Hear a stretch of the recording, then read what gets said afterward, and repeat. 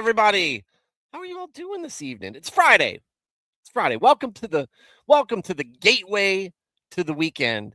And happy you're here spending that time with me, even though there's probably a bunch of things you could be doing, right? You should be doing. What are you, lame? Why are you hanging out talking about the Bible on Friday? You know why? You know why? Because it's righteous, because it's wholesome, because you care, right? How's it going, everybody? My name's Stuart Davis, like I said, host of this channel, Flawed Man of God, and I'm here to welcome you. Welcome to you to this little place I've created on the internet, little channel on YouTube, and made it so that we could get together. Christians of different denominations, different disciplines, maybe some theological outlooks, get together as brothers and sisters in Christ and discuss Christianity, right?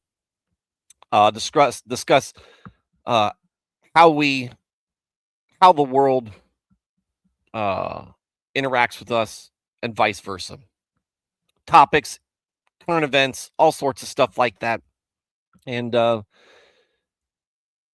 have that as our topics, right?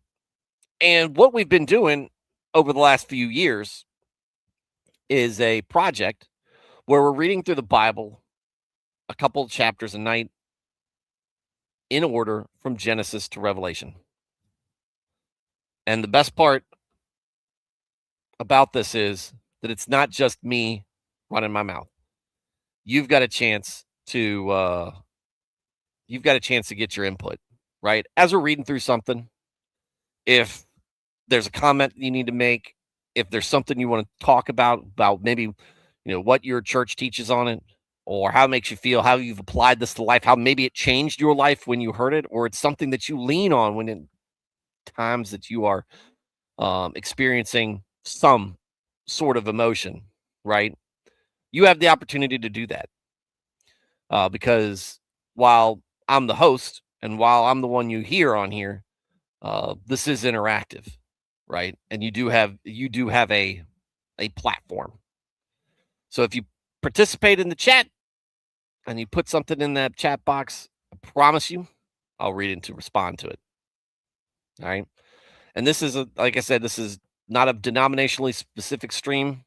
Not going to get on your case or try to castigate you, whether you are Catholic, Orthodox, Lutheran, Anglican, Baptist, Presbyterian, or like me, non-denominational, right? And I'm not an expert. I'm not going to know every single thing that I'm talking about. And I try to be pretty open about, what I'm discussing that I'm convinced of and I'm sure of, and what I'm not. But I'm not a pastor. I'm not a biblical scholar. I haven't been to seminary. I'm not any of those things. And this stream is not meant to be a sermon or to replace church in any way, shape, or form. This is just a place that you can come, hear some people talking about faith, and supplement your spiritual life in whatever way that this stream serves to you. But again, it's not if you're using this as a way to get past church, that's not what this is. But this is an opportunity for you to, like I said, to participate and let your voice be heard. And while I say that, this is not denominationally specific, this doesn't require ecumenism, right? We're not gonna say, oh, you have to agree that all these are true and it's all okay. No. I do ask that you respect them. For the most part, we are all brothers and sisters in Christ, right? And be civil in that regard. So, this is our Friday stream. We're gonna wrap up Micah, so we're only gonna be reading one chapter tonight, and yeah, this is the end of Micah. So we are smack dab in the middle of the minor prophets, moving quickly to the end. We'll be in, let's see, 3. If I expand this, hang on.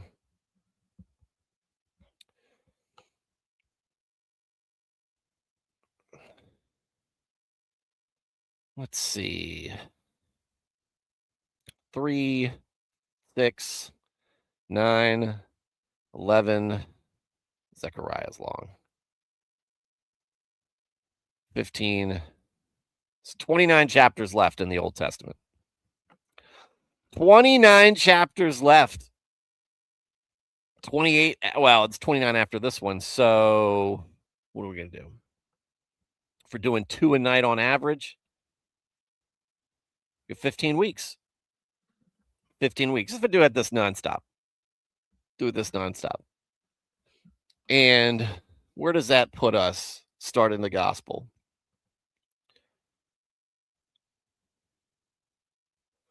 Two, 3, 4, 7, 8, 9, 10, 11, 12, 13, 14, 15. Middle of November. If nonstop. Man, look, I'm not saying I'm not saying that that I'm probably not going to make it every night. Though I've been doing a decent clip for the last couple weeks, sticking with it. But man, there is a decent chance if that's the case, and I have to, I don't know, be away for some reason, that we could be around Christmas time. Around Christmas time, starting the gospel. Wouldn't that be awesome? Wouldn't that be? In fact, I might even take a break if we round out and finish the Old Testament. I might take a break so that we start the Old Testament or start the New Testament on Christmas, on the week of Christmas. Let's see. Christmas is on a Friday. Guys, we might have to do that. Might have to take a winter break or something like that. Well, we'll see. Let's see what clip I'm running at. All right, moving into that. So, but that's the outlook. Since we're missing, we're wrapping up on Micah. We probably spend a fair amount of time in Zechariah. That's almost double. That's pretty much double the amount of chapters we got left. Oh, and like I said, you have an opportunity to get your voice be heard. By all means, please pipe up.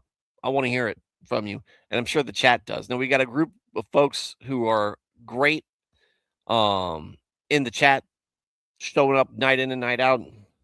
Jenny ELJ is here tonight. What's going on? Good seeing you there. It's pretty quiet otherwise. But like I said, it's Friday. So if you're catching this on replay, make sure to leave a note. And like and share the program if you don't mind. One of the things I'd love to do. This is not done for money for any reason. Not doing this for that, or to make sure that everybody knows what my opinion is,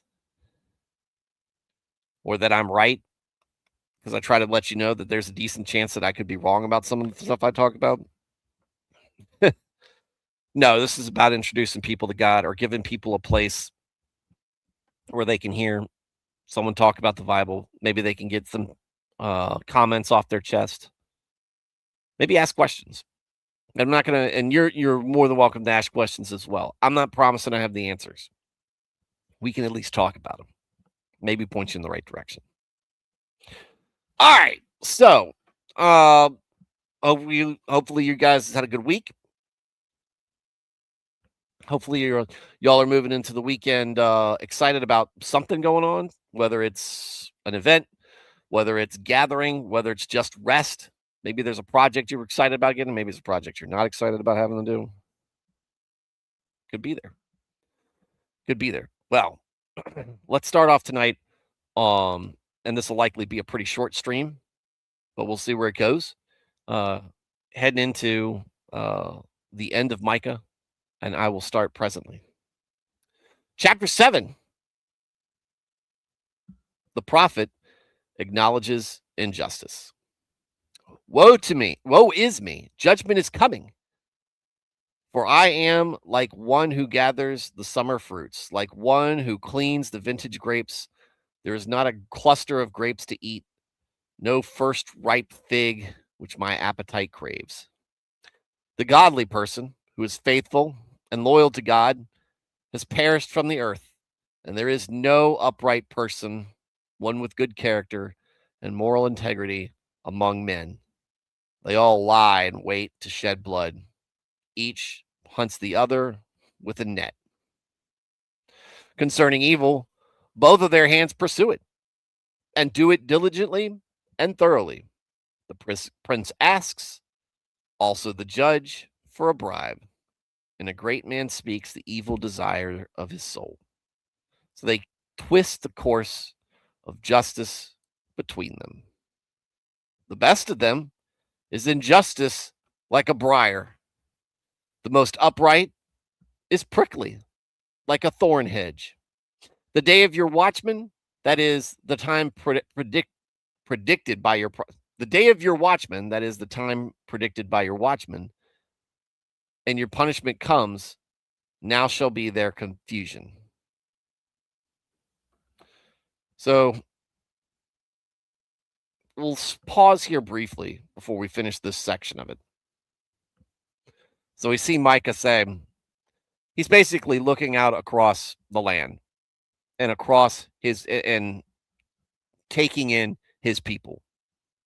And it seems like he's not impressed. He's very disappointed. And in fact, he's sad. And for good reason. Israel is in a bad way. It's been that way since the breaking. Right? It's always been up and down throughout Judges. But when the kingdom broke in two, they really dedicated themselves, it seems, to doing the worst thing possible, which is abandon God. And once they kind of went down that path, I don't know whether it was a conscious decision by everybody or if it was just Jeroboam deciding that was the way he wanted things to be. They decided to stop caring what God wanted them to do and only be concerned with the things they wanted to pursue. So he's looking through. What's going on, Matt? Welcome to the show. So he's looking across this land and going, we suck. There's nobody here interested in God. Sure, they might go through some of the motions, but even that's tentative, right? Even that's a LARP. They got rid of all their good priests. They chased them all out. They've stopped doing any type of worship that is meaningful and from the heart. They do it because they're supposed to. They do it because it's part of the culture and not part of their faith. And when everything is really just a facade, all the things that go on beneath that mask are ugly. And we see it. There's no upright person among men. They all lie in wait to shed blood. Each hunts the other with a net. It's dog eat dog. It's every man for himself. Everybody's looking to get theirs. And it doesn't matter. Doesn't matter that there's their fellow man. Doesn't matter that they're the same tribe. They're not worried about it. It doesn't matter that God said, hey, y'all are supposed to be looking out for each other so that y'all succeed as a people. so that you're an example, so that other nations see that and they go, maybe they're doing something right.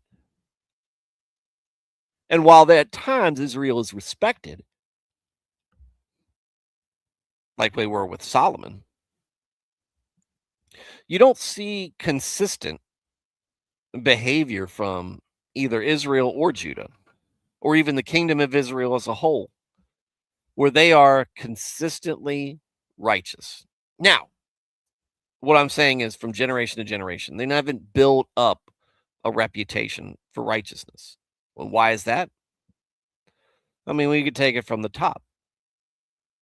Joshua's generation, the establishment of Israel, righteous and wholesome. Yeah, there's a mistake here or there. They didn't kill all the Jebusites, I think. They didn't kill all of the they didn't wipe out all the tribes that they were supposed to.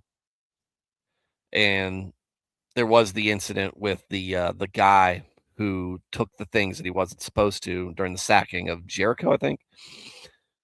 And he was punished. But for the most part, and it says this in Judges, that was a righteous generation.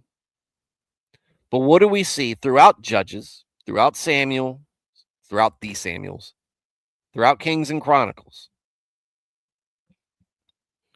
Then they did evil in the sight of the Lord. And then they did evil in the sight of the Lord. And then they did evil in the sight of the Lord. So every time God has to come and sanction them. Right? And then there's the gnashing of teeth, right? And then there's the crying out and beseeching for the Lord, and hey, we're going to do better. And God said, okay. And they do get better for a little while. Usually, maybe for the rest of a generation, maybe not even that amount of time. And then they're right back at it. And then there's more sanctions from God. And then there's more gnashing and teeth and sorrow and repentance. And then it's just that cycle. So we never really, Israel never stands as an example of what God has told us sets us up best for success. They cannot get out of their own way. And it's unfortunate.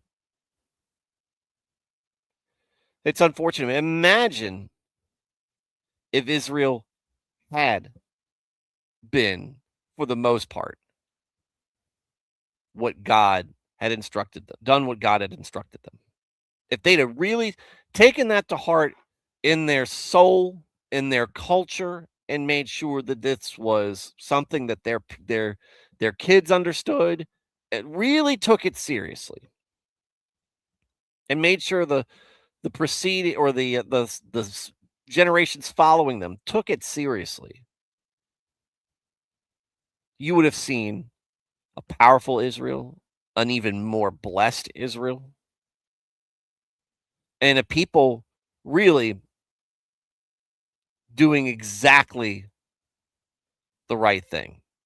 Not all the time, but even in their failures, the following through and the idea that and the humility behind repentance and sacrifice and everything would have put them on a level that would have been highly respected.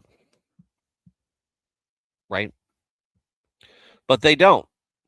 But if they had, other nations might have looked and said, wow, they're really pretty great.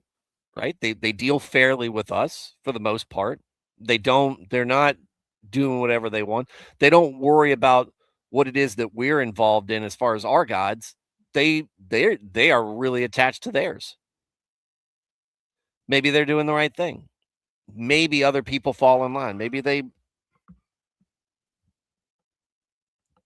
become an example. And you kind of get the impression that that's what God's telling them. You guys do the right thing, people are going to fall in behind you. Instead, the Israelites decide to do the opposite. They decide what they're going to do is what the rest of the world's going to do. You know why? Because while God's given them things that us as old folks, us old folks would like, just some peace and quiet and a sense of community and loving each other and wanting to help each other and set each other up for success, picking each other up when we're down, holding each other accountable, these kind of things. That also means limiting yourself, as in don't follow certain desires. But I want to, right? That's what they say. They want to. And God's already promised this, so and I'm already getting it. And maybe they don't understand how bad it could be. So they go and do what they want.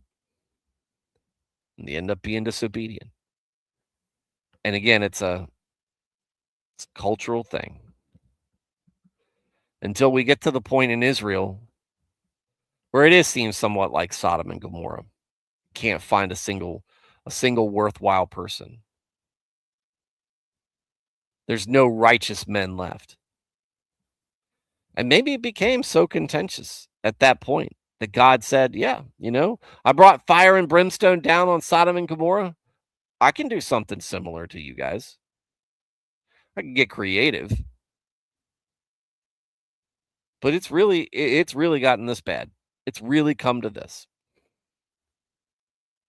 What's going on, Serrano? Serrano's in the chat said, you fail to learn anything. You fail to learn anything. You fail to learn anything. You fail to learn anything. You fail to learn anything. It's really, you don't learn from the mistakes of your predecessors. Right? The pride or the conceitedness that must come from that. Right? Or how bad was the parenting that this wasn't told? No, like I could see my son's head and my daughter's head and be just looking at them. No, you don't understand. God did this. This was bad. And this is how we got back in on the right track. And this is why this is a good thing. But we know that some of that, to some extent, that didn't happen. Not just in Israel, which was totally corrupt and totally far gone, but in Judah as well, which had highs and lows. And again, I always go back to Josiah because that's kind of that moment. There's so much that the happenings in Josiah are so telling, both of where things had come from and where things went after that. And then after Josiah, where things went.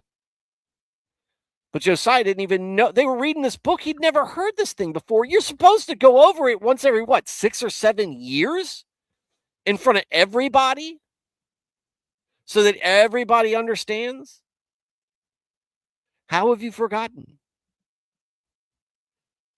Maybe it's because they were too busy following their own passions and giving into their own temptations to the point that they didn't care anymore. Or they just forgot. Out of sight, out of mind.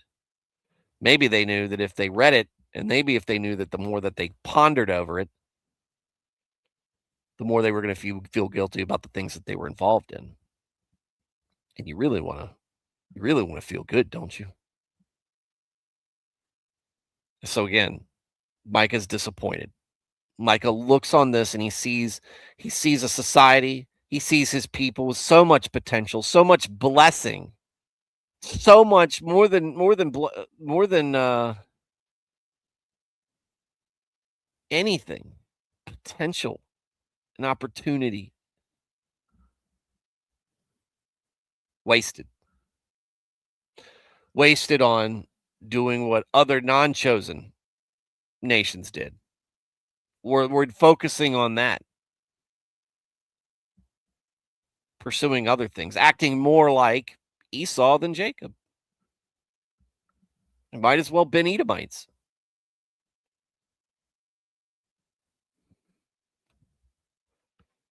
We got blood on each other's hands, bribery, blasphemy, temptation, all of that is being pulled.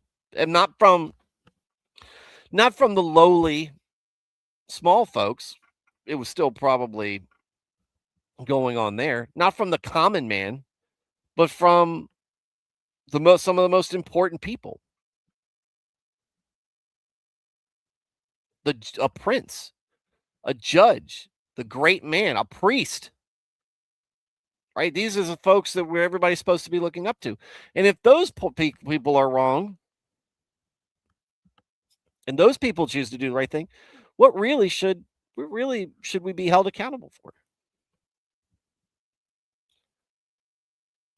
Serrano says many people definitely have similar feelings today, thinking that they're smarter or better than people that lived before them. I have to assume the Israelites had similar issues of arrogance. Oh yeah, it's a truism. Oh, if we just do it right this time, it'll work out. Yeah, true socialism never been tried, right?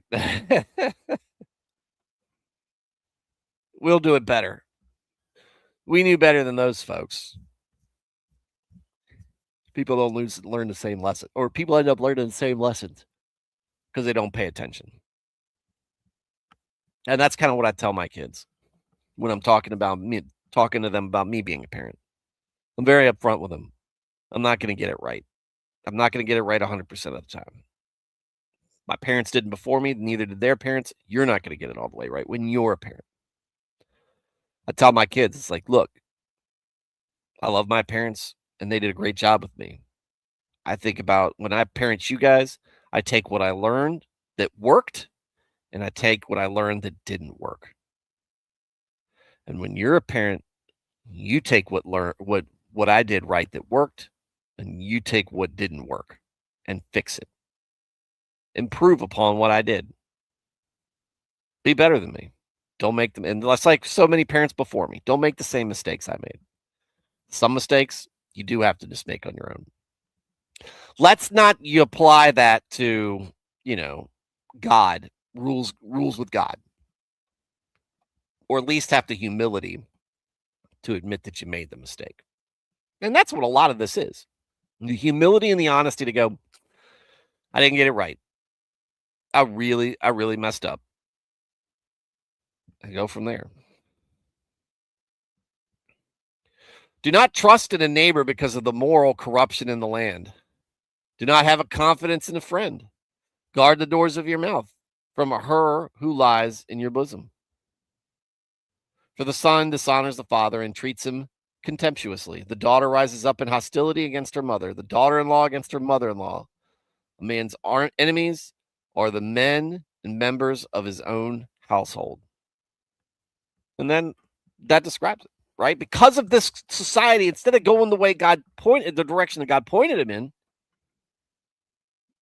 we go in the opposite direction. They pull a Jonah, right? Does that make the Babylonians the Leviathan, the whale, or the giant fish, or whatever?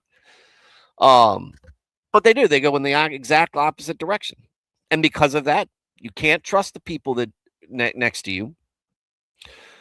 Your friends, you can't speak open and honest with them. You have to be careful about everything you say because you're looking for you're always worried about the other person who might get one up on you. And you're always looking for the opportunity to get one up on the other person. The son dishonors the father, daughter against her mom, in-laws against in-laws. A man's enemies are the men of his own household or the people of his own household.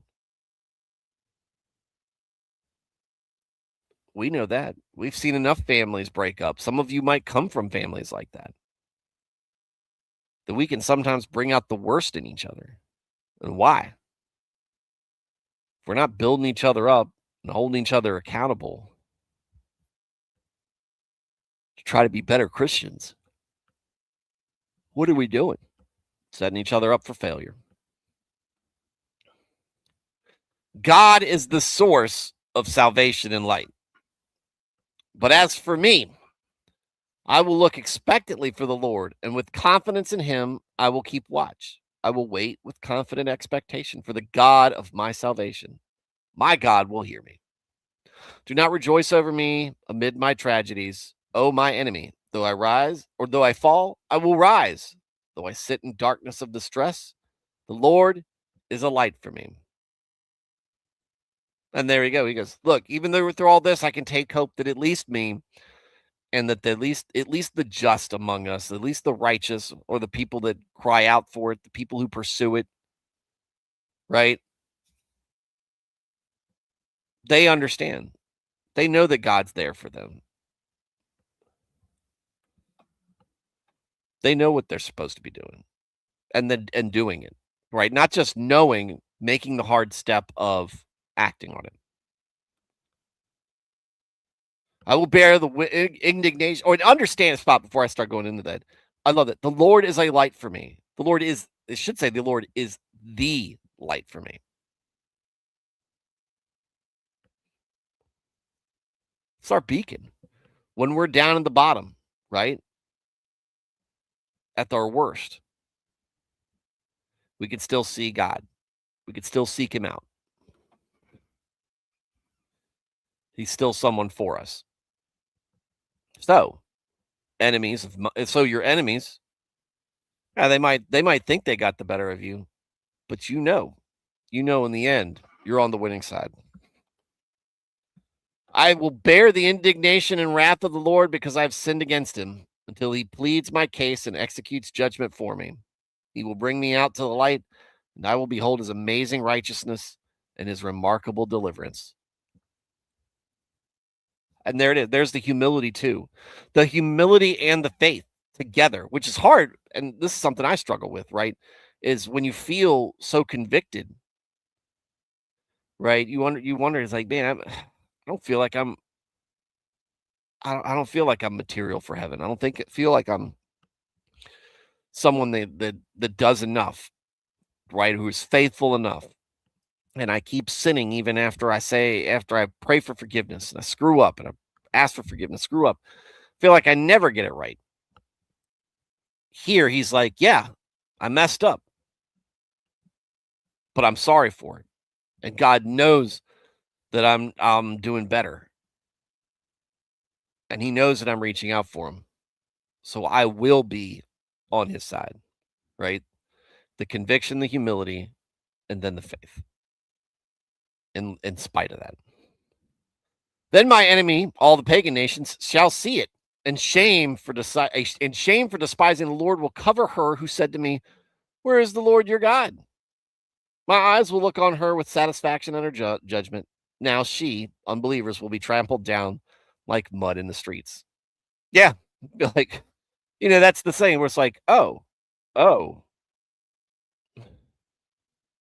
minute you're triumphing over me, the next minute you're worried.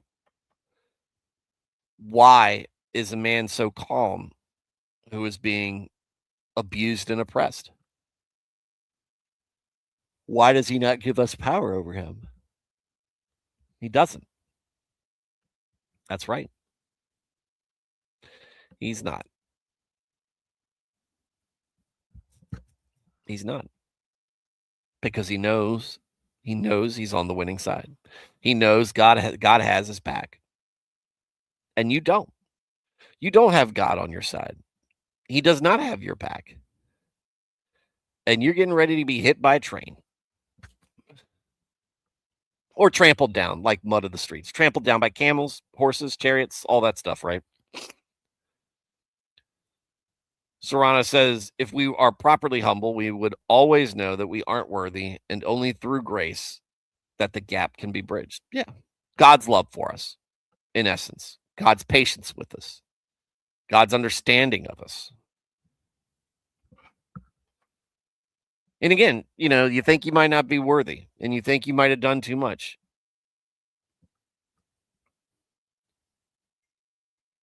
God loves you.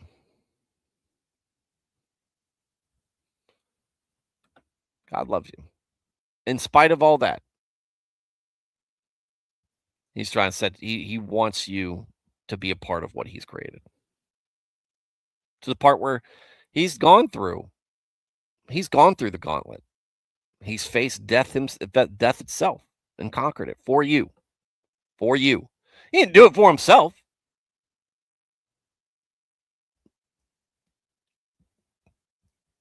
It shall be a day for building your walls. On that day, the boundary of Israel shall be greatly extended. It shall be a day when the Gentiles will come to you from Assyria, from the cities of Egypt, and from Egypt even to the river Euphrates, from sea to sea, and from mountain to mountain.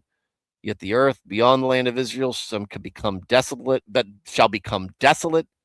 because of those who dwell in it, because of the fruit of their deeds. Shepherd and rule your people with your scepter of blessing, the flock of your inheritance and your possession. which dwells alone, separate and secure from attack in the forest, in the midst of a garden land.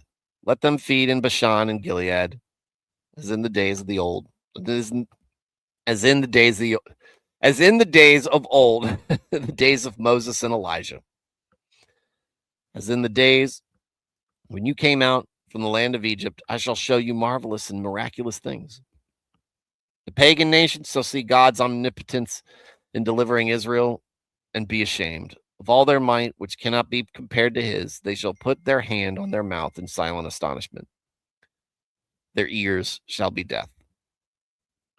Now, you can read this and you can think about it as, oh, the chosen people, right? The Israelites and their city Israel. But what do we see from as a result of Christ, right? And the inclusion of and the bringing in of Gentiles into this new covenant. What do we see with that? That's the new Israel. That's the church, right? That's the faith. It doesn't necessarily change.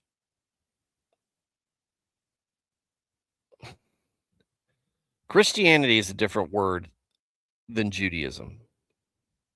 But what we're reading, what we've been reading from Genesis 1 has been Christianity.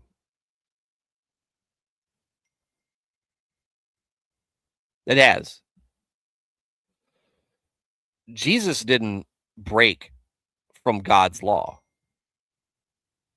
Jesus didn't say, well, we're going to do something else. Jesus fulfills the promise. And instead of Israel being the Israelites being the example, Jesus is the example. Opening that door for the Gentiles to be saved. Right? Opening that door for the Gentiles to be included. For us. Right? So we become that people. We stick with those. This is Jesus saying, this has been how this has been all along. And this is the spirit behind which God created these laws. This is the purpose for which he established these things. It wasn't to be just a set of rules meant for you to follow. No, these were laws that were supposed to guide you around truth and to help you navigate living in this world the way that you're supposed to. This is the reason why, or this is way to live.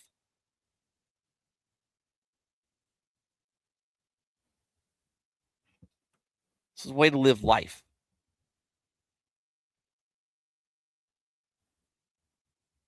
And sure, you've got individual decisions you can make. You're not setting on rails, right? And you're not allowed to do anything. The laws are actually pretty. All laws are actually quite narrow. It's quite lenient. There's not as many laws in the Old Testament as there are in America. Certainly not. And what do they all revolve around?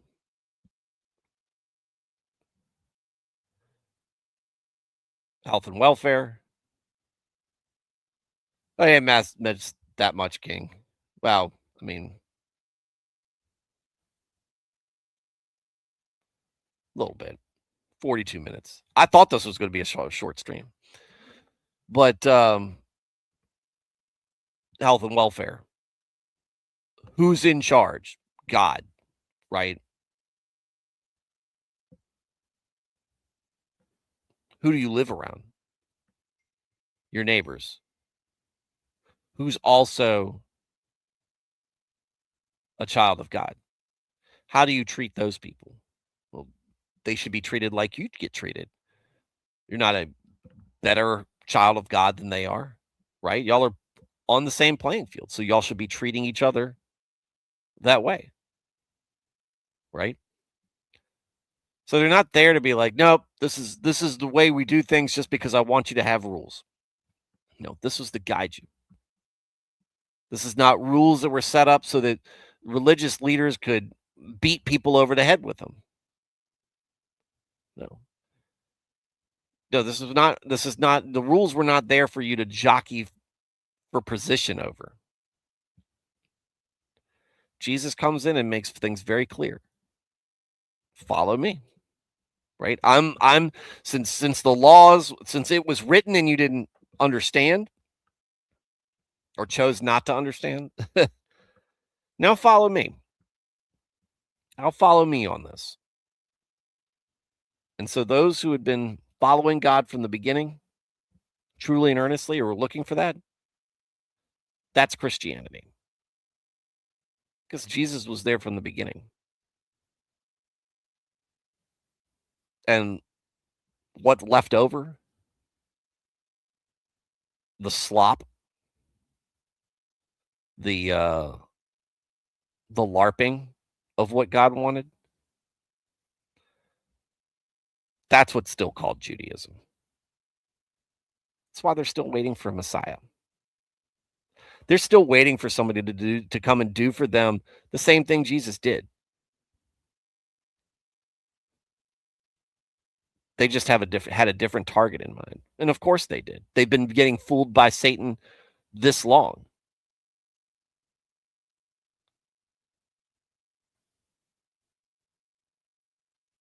All mad because it wasn't the Romans. They didn't understand a lot of their own a lot of the problems were their own.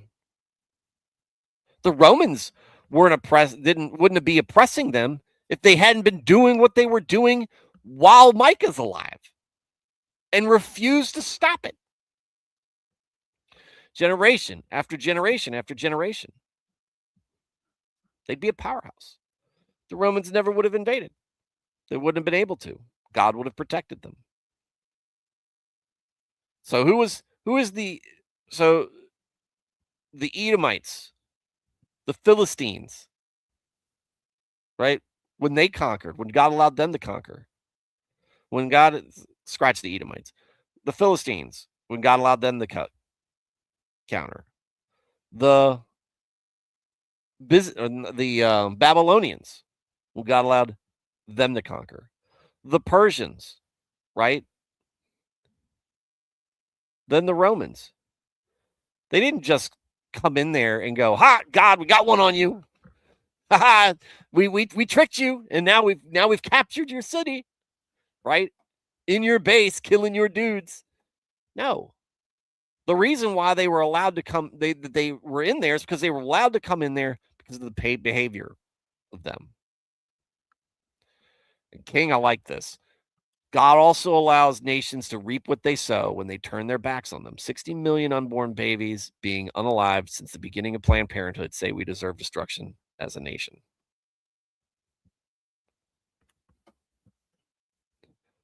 And that's just one example, right?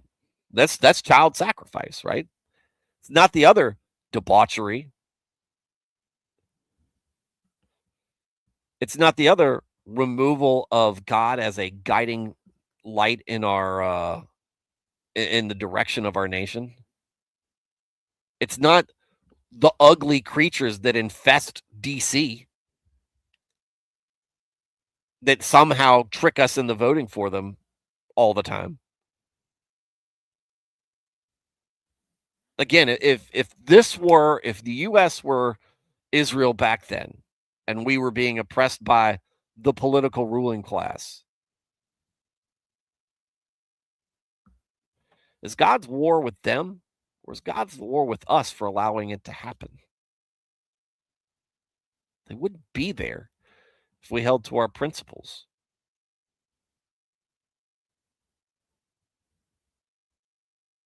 So again, this Bible is not Judeo-Christian. And I know that's been kind of a hot topic over the last couple of years. It's a Christian Bible. The Torah does not belong to the Jewish people. The Old Testament belongs to the Christians. It's our teachings. Because the Torah is incomplete.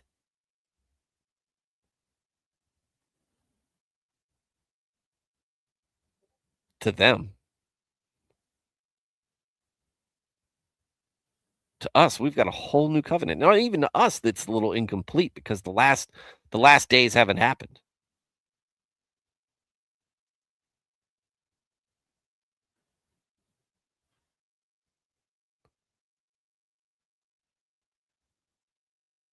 But who was left behind? And what people spread far and wide across this earth preaching God's name? Who continues to try to bring people to God?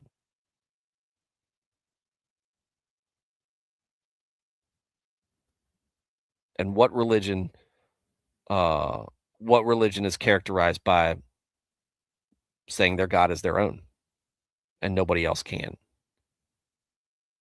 Right?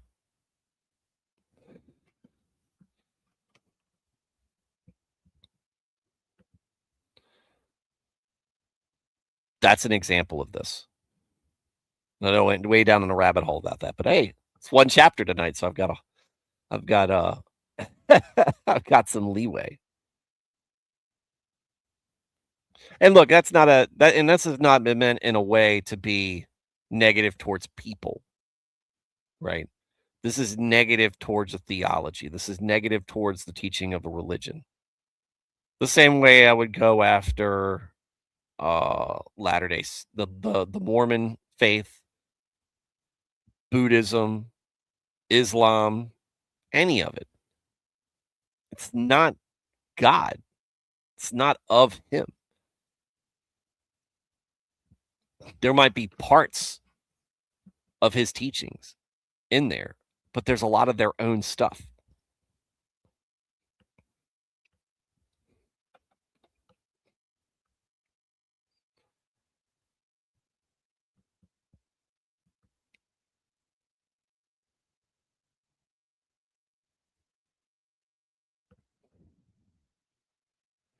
Shepherd and rule your people with your scepter of blessing.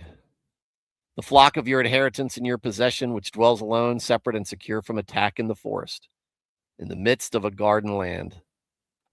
Let them feed in Bashan and Gilead, as in the days of old, the days of Moses and Elijah. As in the days when you came out from the land of Egypt, I shall show you marvelous and miraculous things. The pagan nations, I think I've read this already before. I'm going to continue reading it and then finish out. The pagan nations shall see God's omnipotence in delivering Israel and be ashamed of all their might, which cannot be compared to his. They shall put their hand on their mouth in silent astonishment. Their ears shall be deaf. They shall lick the dust like a serpent, like crawling things of the earth. They shall come trembling out of their fortresses and hiding places. They shall turn and come with fear and dread to the Lord our God, and they shall be afraid and stand in awe before you, O Lord. Who is a God like you, who forgives wickedness and passes over the rebellious acts of the remnant of his possession? He does not retain his anger forever, because he constantly delights in mercy and loving kindness. He shall again have compassion on us. He will subdue and tread underfoot our wickedness, destroying sin's power. Yes, you will cast all our sins into the depths of the sea. You shall give truth to Jacob and loving kindness and mercy to Abraham, as you have sworn to our forefathers from the days of old. And there it is, right? And King, I know that we as a nation allow this to happen, but the light, the silver lining in here, or the bright side is there are still people fighting against it. There is a large contingent, because if you think of the fact that a lot of these topics, a lot of these social points or these political goings on, the things that we vote on are oftentimes, 40% to 60% or 55% against 45%. That's that's a majority, unfortunately, against us and against what God teaches. But that's almost half of people fighting back. Half of people recognizing what should be. Now, should we but some of it is a lack of conviction in being more vocal about things, about standing on principle, right? We can be weak-kneed and fold under pressure, under societal pressure, cultural pressure. Yeah, and that's and a lot of people that just pushes into silence where they shouldn't. Where they shouldn't be quiet. However, they still recognize it. And maybe they just need somebody, one of us, maybe to stand up and give them somebody to follow. And at times it works. But we're not so completely lost that you can't find people fighting for Jesus, even in the cities.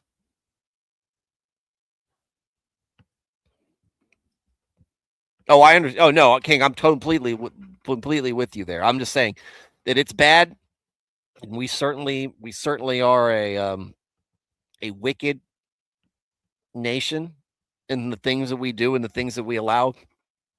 But at least we're not so far gone that we are not where Israel was. We are not where Sodom or Gomorrah was.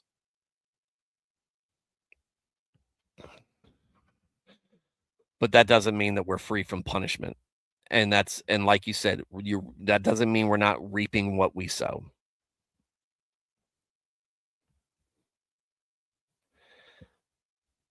And a lot of it comes with what this decline in society and what people think of as why is America not as great as it used to be?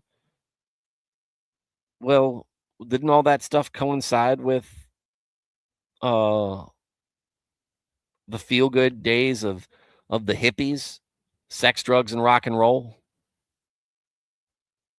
and leaving God behind, and pursuing just the dollar or the virtue signaling or whatever vice you want to. Again, the sex or the drugs, right? Does it mean everybody should just do what they want just as long as we don't perceive that they're harming anybody?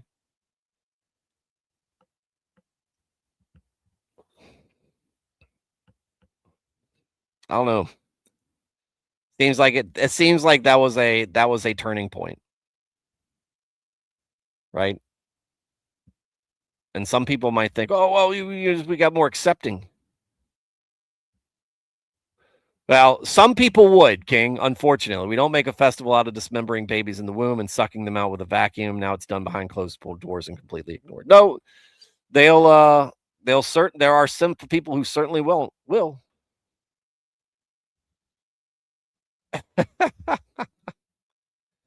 Chicago will be back.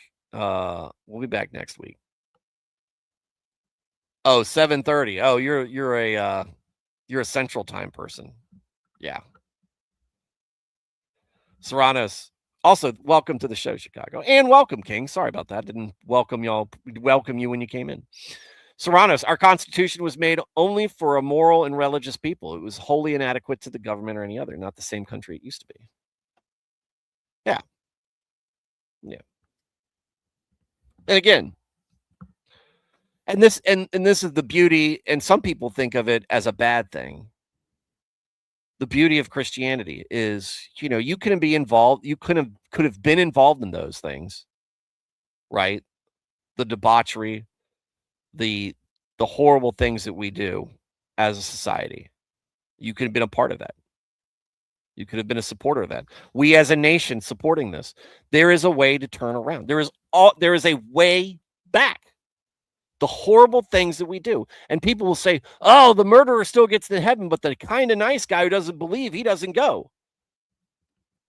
First off, we don't know the judgment, but the idea that you can have done evil things and not all is lost for you should be hopeful for us. Because We've done horrible things. We've been involved in this. And I don't know what Serrano's sins have been, what Jenny's or Matt's or King's or Chicago's, what any of y'all's sins are, or any of the other people listening in. I know mine are. But I'm sure at some point you've got something that is either that is convicting to you. And you might think, I don't see how anybody can forgive me for what I've done. There are people who have done worse than you, who are in heaven, who have been saved. And the moment you doubt, remember that half of the New Testament, or more than half of the New Testament, was written by one of them, or letters of Paul, who, as Saul, did things against the early believers and things against God that were awful.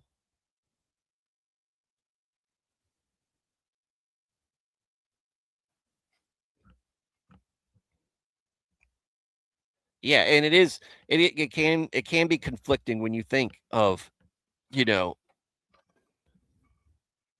people who have done really bad stuff. And I'm not going to your imagination can take you to the worst of things, right? How does anybody come back from that?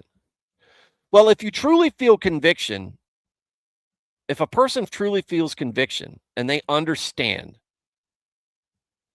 what they've done, because I'm there with you.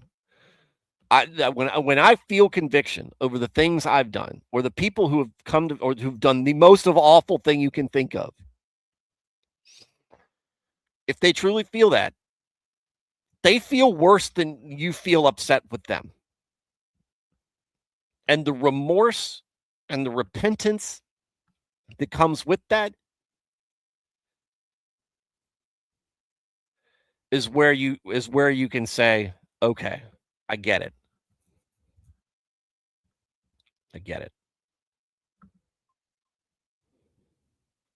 And King said, brother, I'm on Facebook right now opening people's eyes to the truth about perverting the biological fact that human sexual reproduction's design, the fact of human sexual reproduction's design. They are tripping about Michigan allowing conversion therapy.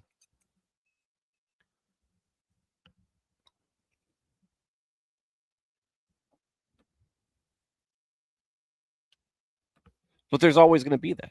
And we are at a point now where so much that is wrong has been normalized. And if you're as old as me, or maybe older, right? I'm in my mid 40s, almost mid 40s.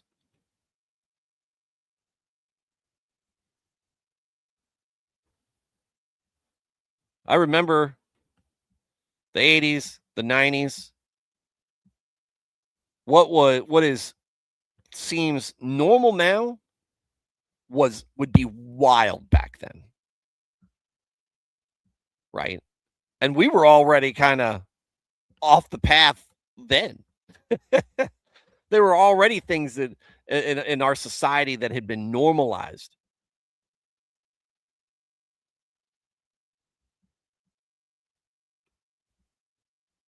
But now we feel like, what is going on?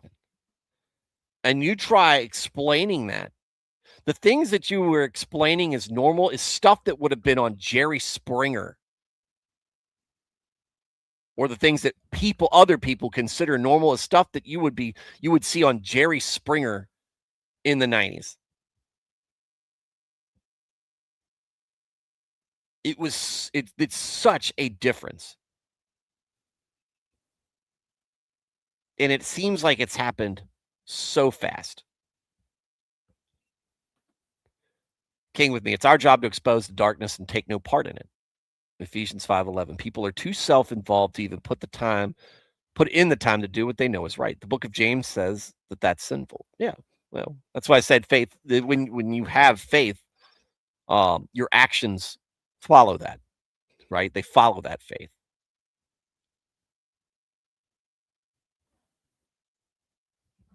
And that's part of the reason why when I see, and y'all know this is my pet peeve, guys who've been listening to the show for a while. It's my pet peeve when I see the circular firing squad of Christian social media. And it's on my algorithm. I hate it.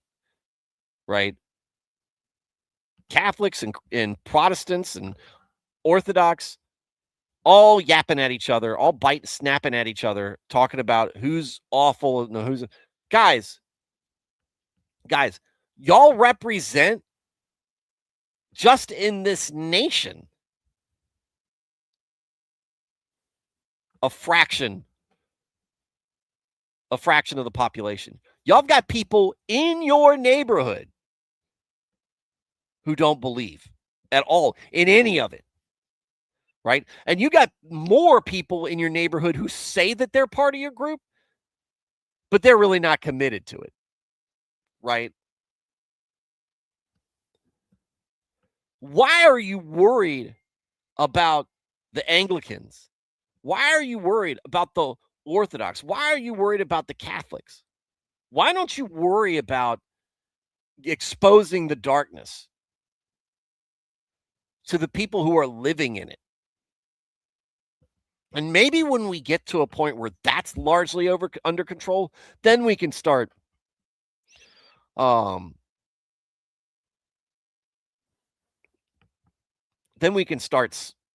to figure out which is the best way. But guess what? I think everybody trying to tell everybody what the best way and the best understanding is part of the reason why we've got several Protestant denominations. The same way we got schism from the Catholic Church and the way that the Catholic Church formed and fought with each other, and schism with the Orthodox Church. And the fact that we're all dealing with modernizers and bad actors in the church. Stop doing that. You've got, and I hate it because a lot of people, and that's why I think a lot of these guys are just grifting, right? And just trying to chase the algorithm because there's a money side of it, or there's a popularity side to it, something that's not Christian, right? If they get the Christian stuff on the side, then that's great. It's kind of like the icing on the cake. But the cake to them, I really feel, I don't know it for sure, but it really feels like from their actions, they're just interested in the clicks and attention. And some of them openly say they're doing it for the money.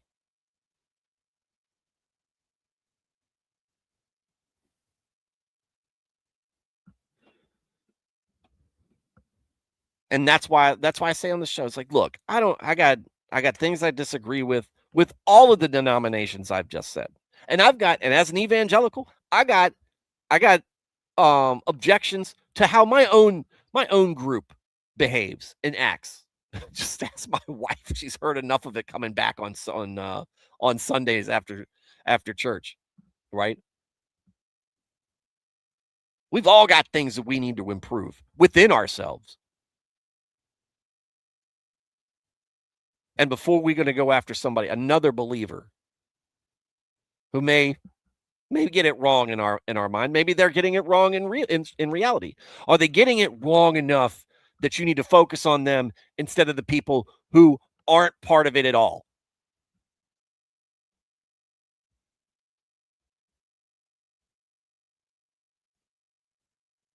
Bring these people in.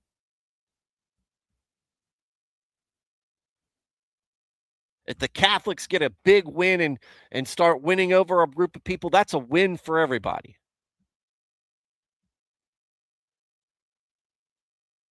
If evangelicals end up spreading in places that haven't traditionally accepted God in the past, awesome. But this whole, my focus is on all of America being Orthodox or whatever, right? Your banner, your club, right? You got to reach out to those people first. And all the time that you're spending reaching out to the people who already believe and telling them about how terrible they are, that looks great. That looks awesome. And that really gives people a good impression of Christianity. Look at these guys and how they treat each other and how they believe in Jesus. Right now, there are certain things that we do need to hold. Like I said, I do believe in the guardrails, and I understand that's probably an objective thing, right? But I do believe that there are some guardrails that we should, that the traditional, disciplined, believing Christians should hold true. Where we go, no, that's not believing in Jesus.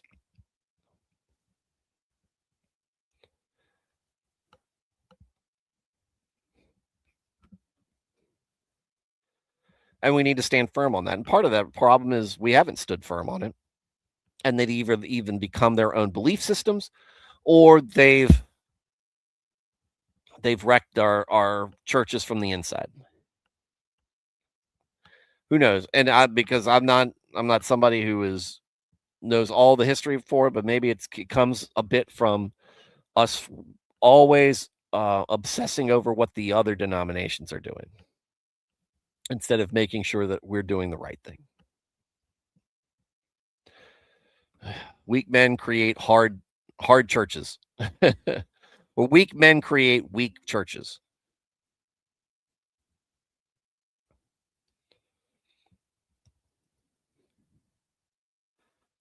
These people can't act right. So that's the soapbox that Micah, the end of Micah, got me on here. But this is the thing where he's talking about this, right? This is the pagan nations see God's power, right, in delivering Israel.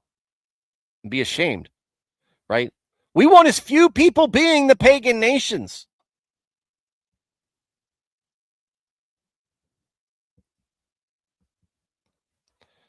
We want as many people being restored by God's power.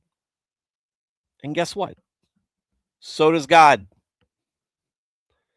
So does God. And how he judges people for getting it wrong, we need to worry less about that than doing what we're supposed to be doing, which is preaching the gospel and doing what God tells us to do. So, all right, that's my reading for tonight. That's Micah. So King with me, Serranos, Chicago Jan, or Jan, Chicago Jan. Jenny ELJ, Matt Felty. I thought this was going to be a very quiet stream, Jenny. And Matt Felty, because y'all were there earlier. Ended up being a little bit bigger than I thought, which is great, right? But you guys in the chat, love you guys. Love having you guys here, and I appreciate it. I appreciate all your words. I appreciate just stopping in to say hi, right? But I love the input y'all give. And I love y'all sharing in this fellowship with me. And that goes the same for you guys who are not in the chat but still watching, right? I just want you guys to know I encourage you and I invite you and then encourage you to be part of the chat, but I understand you might not be able to. You might not want to. That's fine. But I'm still glad you're here. I'm still glad you found something that you want to listen to and that you come back for it and you're getting something out of this. That's great. And the replay crew. Of course, you guys. Don't forget, like I said, drop a note, replay crew. But first off, or I guess that was the first off. But thank you. Thank you, replay crew, for being there. Sorry I missed you, and I hope to catch you live sometime soon. Everybody, have a good weekend, right? Have a safe weekend. Have a nice, relaxing weekend. Have a productive weekend. Have a fun-filled weekend. Have a spiritual weekend. Go to church. And we'll see you next week. I'll be getting my gym schedule together and putting the schedule out sometime this weekend for the streams next week. y'all have that good times, and good night, and God bless.